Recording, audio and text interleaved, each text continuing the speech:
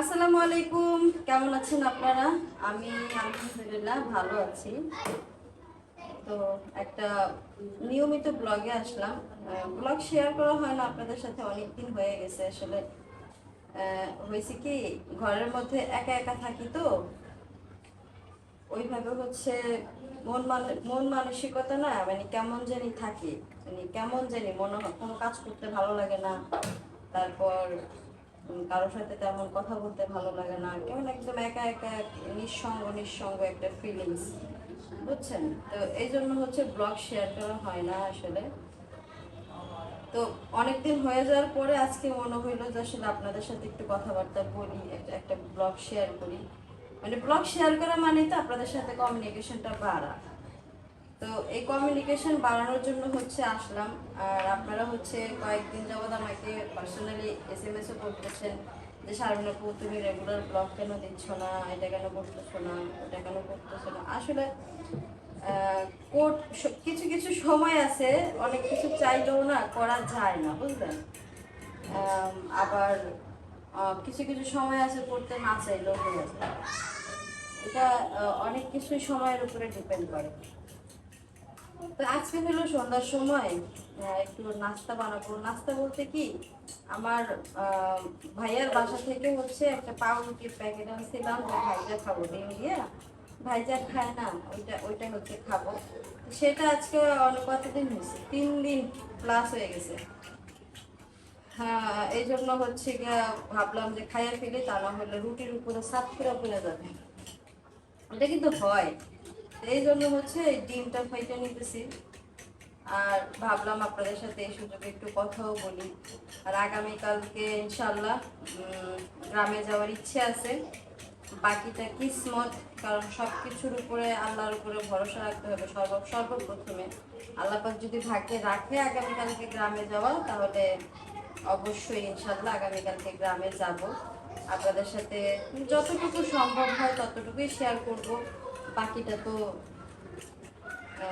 দেখবেনই কি কোথায় কিভাবে, সেগুলো তো আপনাদের সাথে শেয়ার করাই হয়, বরাবরই শেয়ার করা হয়। তো ওদের জন্য কেনাকাটা করছি। কেনাকাটা করছি বলতে ফোন করে আর কি বলছে যে কি কি নিয়ে যেতে হবে, সেগুলো হচ্ছে নেওয়ার জন্য বাইরে গেছিলাম। সেটা যদিও আপনাদের সাথে শেয়ার করি নাই। বাইরে থেকে কেনাকাটা করে আনছি, বাসায় আনছি, এখন সেগুলো আপনাদের সাথে দেখাবো না। তো তার আগে আমি একটু টোস্টটা ভাজি, তারপরে আপনাদের সাথে কথা বলি, প্লাস হচ্ছে শেয়ার করি সবকিছু। তো ততক্ষণ আপনি অবশ্যই সাথে থাকবেন। তো রান্না বান্না করা হয় না মোটামুটি 2 দিন হয়ে গেছে। 2 দিন হয়ে গেছে রান্না বান্না করা হয় না। রান্না বান্না যদি করা হইতো, মানে টুকিটাকি কাজ যদি করা হইতো, আপনাদের সাথে ব্লগও শেয়ার করা হইতো। রান্না বান্না করা হয় না বিধায় হচ্ছে ব্লগও শেয়ার করা হয় না। কাজ না থাকলে আসলে কি বা প্রতিদিন কি আর কথা বলা যায় বলেন? প্রতিদিন কি আর এই কথা বলে ভিডিও বানানো যায়? আর এইটা আমার একটা পুরোনো স্বভাব বলতে পারেন, গায়ের ওড়না দিয়ে কাজ করা। মানে খুবই পুরোনো স্বভাব, খুবই বাজে স্বভাব। গরম জিনিস ওড়না দিয়ে ধরা, তারপর হচ্ছে মানে একটু স্বভাবে পরিণত হয়ে গেছে। চাইলেও নিজেকে পরিবর্তন করতে পারি না।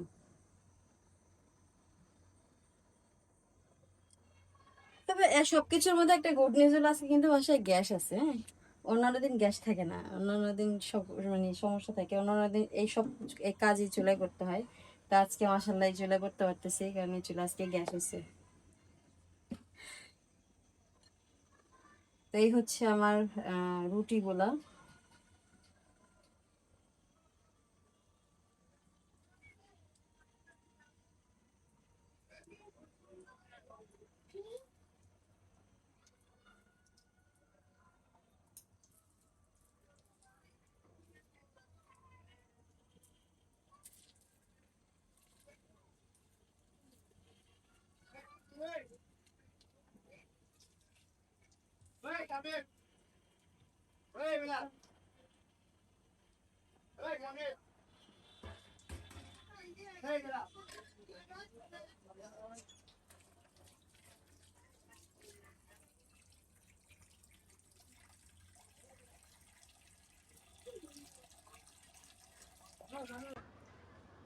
তো বাসায় তো কেউ নাই, বাসায় তো আমি একাই আছি, তো এই জন্য একা একাই খাওয়া দাওয়া করি।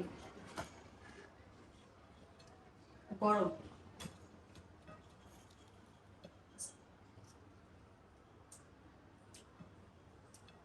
অনেকদিন ধরে খাইতে ইচ্ছে করতেছিল, খাওয়ার মতো সময় পাইতেছিলাম না, আর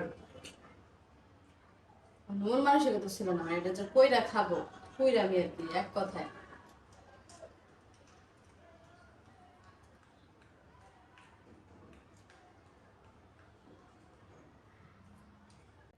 তো খাওয়া দাওয়া কাজ কাম মোটামুটি সবকিছুই গোছানো হইলো।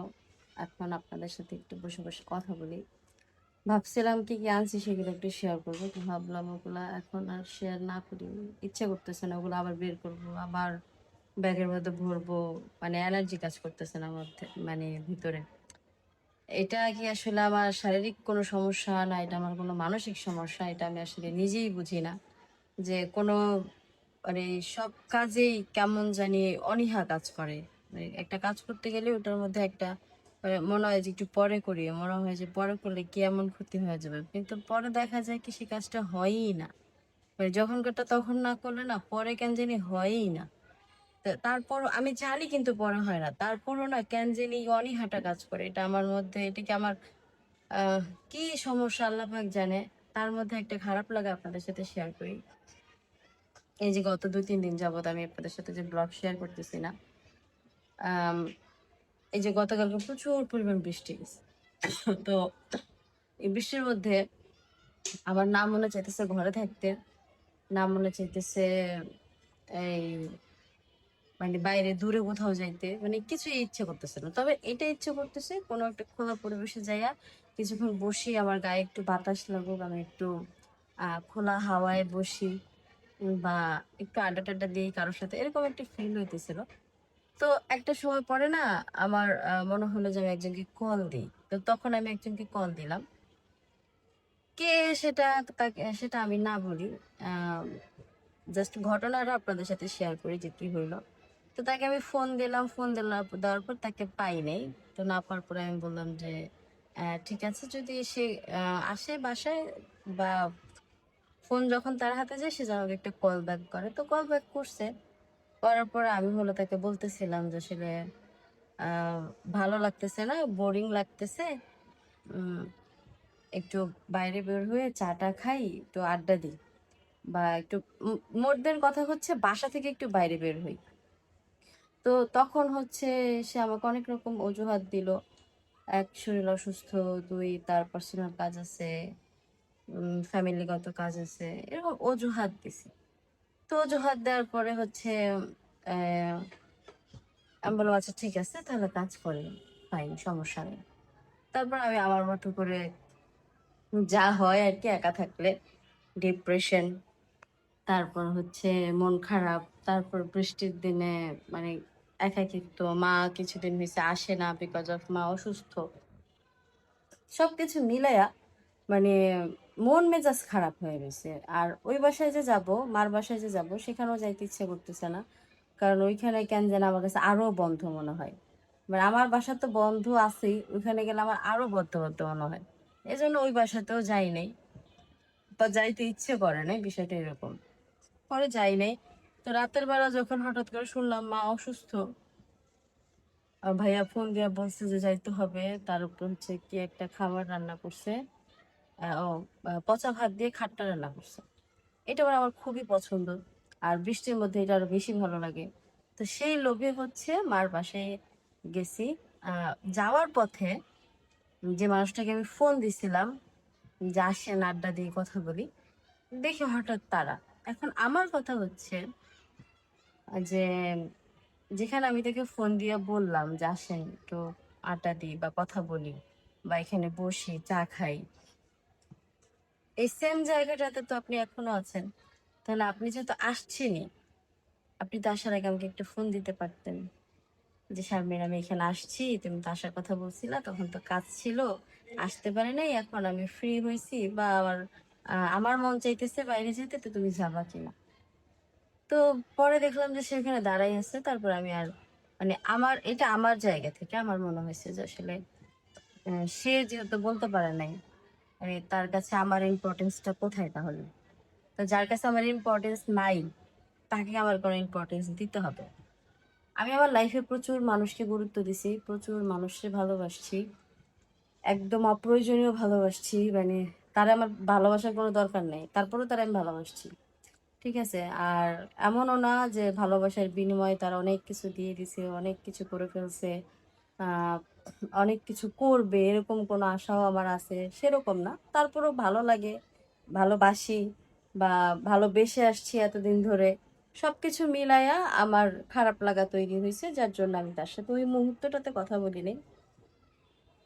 তো পরে হচ্ছে মানে এই বিষয়টা আমি ভুলেই গেছিলাম যে আদৌ আমার সাথে কিছু হয়েছে, বা আমি কারোর সাথে কথা বলি নাই। এটা হয়তো কি ধরেন, আজকে আমি কথা বলি নাই, একদিন দুই দিন গেলে আবার আমি ধাম করে ফোন দিয়ে দিতাম। মানে আমি এসব কিছু মনে রাখি না, আমার মনে রাখার টেন্ডেন্সি খুব কম কিছু কিছু মানুষের ক্ষেত্রে, সবার ক্ষেত্রে না, এটা সত্যি কথা। সবার ক্ষেত্রে না। এমন মানুষ আছে যদি আমাকে একবার আঘাত করে, আমি আমাদের গ্রামের ভাষায় একটা কথা বলে যে থুতু ফালাই আমি থুতুর দিকে তাকাবো কিন্তু ওই মানুষটার দিকে তাকাবো না। আরেকটু বাজে ভাষায় বলে, কিন্তু সেটা আমি বললাম না, আমি এটা বললাম বিকজ অফ আমার সামনে একজন খাওয়া দাওয়া করতেছে, সেই জন্য আমি সেটা বললাম না। হ্যাঁ, ইয়াসমিন আপা খাওয়া দাওয়া করতেছে, সোজা কথা বলে দিই, ইয়াসমিন আপা খাওয়া দাওয়া করতেছে, এই জন্য হচ্ছে আমি ওইভাবে বললাম না, জাস্ট এটা বললাম। তো এই খারাপ লাগা থেকে হচ্ছে ওই কাজটা হয়েছে। এখন ওটাতে যদি কারোর মন মানে সেই মানুষটা যদি মন খারাপ হয়, মন খারাপ হওয়াটা স্বাভাবিক। কারণ যে মানুষটাকে দেখলাম সবসময় কথা বলি, হঠাৎ করে কথা বলি নাই, তার খারাপ লাগাটা নর্মাল। কিন্তু সে আমাকে ডাকও দেয় নাই, এমনও না যে আমি তার সাথে কথা বলি নাই বাট সে আমাকে ডাইকা কথা বলছে, বা সে আমাকে ডাক দিছে আমি শুনি নাই, এরকম কিছু হয়নি। সে আমি আমি কথা বলি নাই, চলে যাচ্ছিলাম, সে তার মতন করে দাঁড়াইছিল।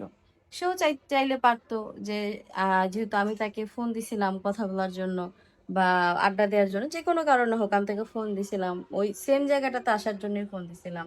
এমন না যে অন্য কোথাও দিল্লি মহাদিল্লি কোথাও যাওয়ার জন্য ফোন দিছি, তাও না, আমার বাসার আশেপাশেই আর কি।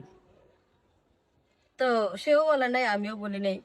এখন হয়তো বা তার মন খারাপ হয়েছে, যদি তার মন খারাপ হয়ে থাকে, আমি জানি সে আমার ভিডিও দেখে, যদি তার মন খারাপ হয়ে থাকে তার জন্য আমি আমি অনেক বেশি সরি। বিকজ অফ আমার কাউকে কষ্ট দেওয়াটা মানে ইন্টেনশনালি আমি কষ্ট দেইনি। আমার জাস্ট এতটুকু খারাপ লাগা ছিল, ভাই আমি আপনাকে যতটুকু প্রায়োরিটি দিচ্ছি আপনি আমাকে ততটুকু না দেন, তার অর্ধেক তো দিতে পারেন। আমি তো আপনার কাছে অনেক কিছু চাই না, বা অনেক কিছু চাইবো না কখনো। ঠিক আছে? আর আর এই কথাগুলো যাই হোক, আমি আর অন্যভাবে না বললি, অন্যভাবে বললে আবার বিষয়গুলো অন্যরকম হয়ে যাবে, সেইভাবে না যাই, তখন আবার অন্য কিছু বের হবে, দরকার নাই। সবাই সবার জায়গায় ভালো থাকুক, আমিও আমার জায়গায় চেষ্টা করি সর্বোচ্চভাবে ভালো থাকতে। ভালো থাকাটা চেষ্টা করা যায়, কিন্তু আসলে কে কতটুকু ভালো থাকবে সেটা একমাত্র আল্লাহ পাক নির্ধারিত করে রাখে, যে কে কোন জায়গায় কোন অবস্থানে কতটুকু ভালো থাকবে। হ্যাঁ, এটা আল্লাহ পাক ছাড়া দ্বিতীয় কোনো ব্যক্তি বলতে পারবে না। দ্যাটস ওয়াই আমার কারো কাছ থেকে কোনো কিছু চাই না, কোনো কিছু আশা করি না। আশা ছাড়া বেঁচে আছি, ভালো আছি আলহামদুলিল্লাহ। আল্লাহ পাক এইভাবে ভালো রাখুক। আমার বাকি জীবন যেন এখন যেমন ভালো কাটতেছে, বাকিটা জীবন যেন এরকম ভালোই কাটে। আমার দোয়া করবেন আপনারা সবাই, ঠিক আছে? আমি যেমন কারো কাছ থেকে কিছু চাই না, আমার কাছেও যেন কেউ কিছু না চায়। আমার কারো কাছে কোনো আশা নাই, কেউ আমার কাছে কোনো কিছু আশা না করুক, তাতেই আমি খুশি। আম, যদি পারি, আমার আমার পক্ষে যদি কখনো কারোর উপকার করা সম্ভব হয় আমি করি। আর যদি না হয় তাহলে আমি বলি যে না, আমার পক্ষে এটা সম্ভব না আমার জায়গা থেকে। তারপর বাকিটা তো কিসমত কা খেল হে, কারণ যার কিসমতে যেটা থাকবে সেটাই হবে সর্বোপরি।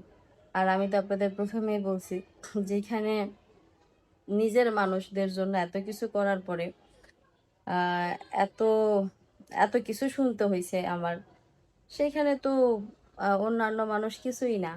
হুম। আর আমাদের ফ্যামিলি বন্ডিং অনেক ভালো, আমরা ফ্যামিলির জায়গা থেকে মানে দুনিয়াতে সবকিছুর আগে ফ্যামিলিটাকে প্রাধান্য দিই, এটা এটা আমাদের ফ্যামিলি একটা ট্রেন্ড বলতে পারেন। সব কিছুর আগে আমরা ফ্যামিলিকে প্রাধান্য দিই। তো আর এই ফ্যামিলি প্রাধান্য দিতে যায় জীবনে অনেক কিছু পাইছি, আবার জীবনে অনেক কিছু হারাইছি।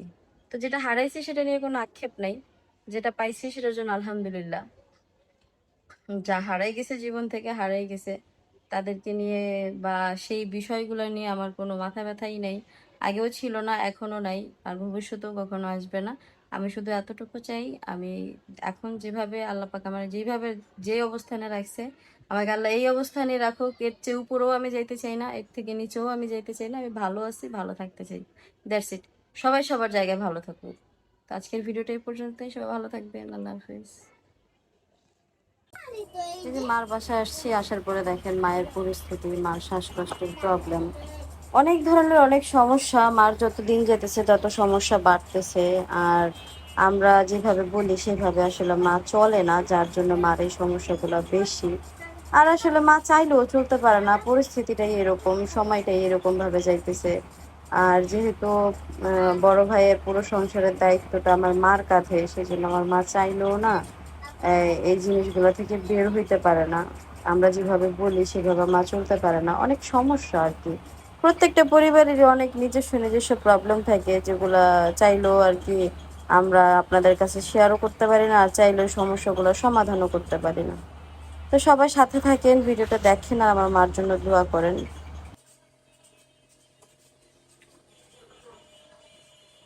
ওই দেখ স্টিল বডি নিয়ে ঘুরতেছে,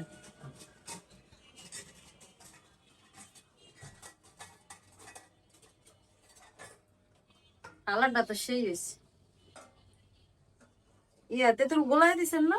তেঁতুল গুলো দিতে না করে স্পেশাল লেগে আমরা হুদার তো তো ভাইয়া দি কইলো দিতে, না করলে না করছিস তেঁতুল দিতে?